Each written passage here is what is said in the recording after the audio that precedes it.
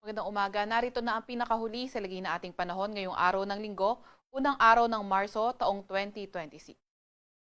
Narito rin ang ating pinakahuling satellite image kung saan easterlies ang nakakaapekto sa ating bansa. Mapapansin nga rin natin na sa ating kapuluan ay halos wala nga ding kaulapan tayong nakikita kaya fair weather conditions ang ating inaasahan.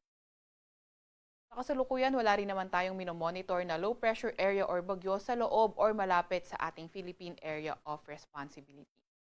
Para naman sa lagay ng panahon ngayong araw, simulan natin sa Luzon. Nakita nga rin natin kagaya ng nabanggit, fair weather condition sa buong Luzon, kabilang na ang Metro Manila, kung saan may mga tsansa lamang tayo ng mga localized thunderstorms. Yung mga kasamahan natin sa Regional Services Division patuloy na maglalabas ng mga thunderstorm advisory, rainfall advisory o hindi kaya heavy rainfall warning kung kinakailangan. Until Thursday naman, nakikita natin na magpapatuloy ang fair weather sa buong Luzon.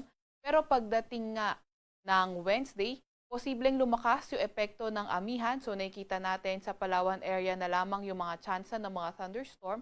At sa Metro Manila and the rest of Luzon by Wednesday, fair weather pa rin, may mga tsansa ng may hinang pag-ulan. At pagdating nga ng Thursday, posibleng mas humina yung epekto ng amihan.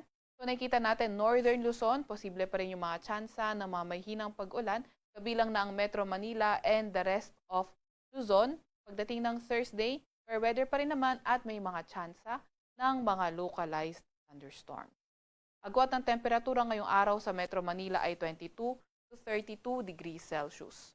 15 to 26 degrees Celsius naman sa may Baguio, 24 to 31 degrees Celsius sa may Lawag at 22 to 33 degrees Celsius naman sa may Tuguegarao.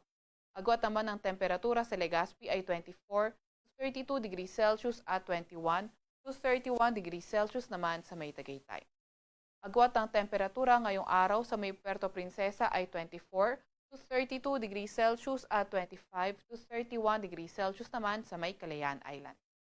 Para naman sa lagay ng panahon sa Visayas at Mindanao ngayong araw, kagaya nga ng nabanggit, fair weather pa rin, partly cloudy to cloudy skies at may mga tsansa ng mga localized thunderstorm.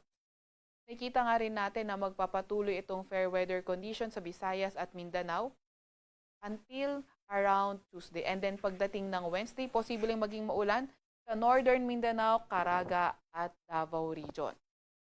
And then pagdating naman muli ng Thursday, sa Visayas at Mindanao, muling partly cloudy to cloudy skies sa asahan natin at may mga tsansa ng mga localized thunderstorm.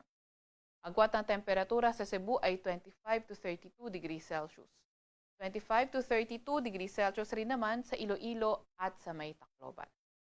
Agwat naman ng temperatura sa may Cagayan de Oro ay 22 to 31 degrees Celsius, 21 to 34 degrees Celsius sa may Zamboanga at 25 to 32 degrees Celsius naman sa may Davao. Wala pa rin naman tayong nakataas na gale warning sa kahit anong dagat baybayin ng ating bansa.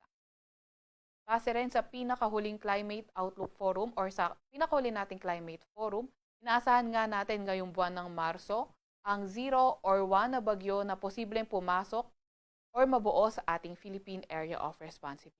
Kaya patuloy pa rin tayo mag-antabay sa mga ilalabas na update ng pag-asa. Sa Kalakhang, Maynila, ang araw ay sisikat ngayong 6:14 ng umaga at lulubog mamayang 6:04 ng gabi.